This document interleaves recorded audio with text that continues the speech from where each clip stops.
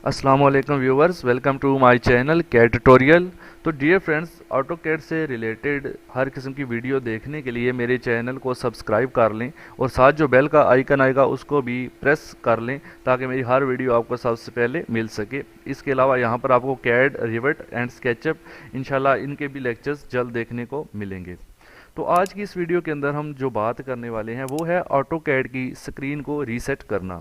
यानी अगर हमारे ऑटो कैड की स्क्रीन में कुछ बिगाड़ पैदा हो जाता है, जैसा कि आपको नज़र आ रहा है ऊपर जितने भी पैनल थे, ग्रुप्स थे कमांड्स के, वो सारे नीचे आ चुके हैं। यानी कोई इधर पड़ा हुआ है, कोई उधर पड़ा हुआ है। ठीक है, ये थोड़ी सेटिंग मेरी अगर ख़राब हो गई है, ये जो कमांड बार थी ये भी मेरी नीचे से ऊपर आ चुकी है।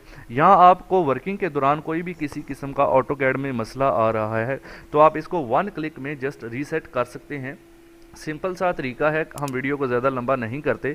अभी मुझे इसको रीसेट करना है तो कमांड में हम यहाँ पर टाइप करेंगे जस्ट OP और इंटर करेंगे।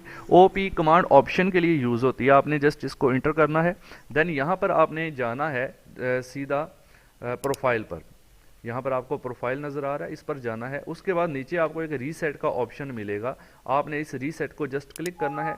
फिर आपसे एक बार कंफर्म करेगा वाकई आप रीसेट करना चाहते हैं, do you want to continue, तो आपने इसको यस पर क्लिक करना है। जस्ट इतना सा काम करना है और इसको ओके करना है बस, और आपकी जो सेटिंग है वो सारी की सारी एक क्लिक के साथ रीसेट हो जाएगी। तो आपने देखा कि कितनी आसानी से आपकी हर चीज़ अपनी अपनी जगह पर चली गई है, और ऑटो कैड में अगर कोई काम के दौरान मसला वगैरह आ रहा होगा तो वो भी इंशाल्लाह इससे कवर हो जाएगा।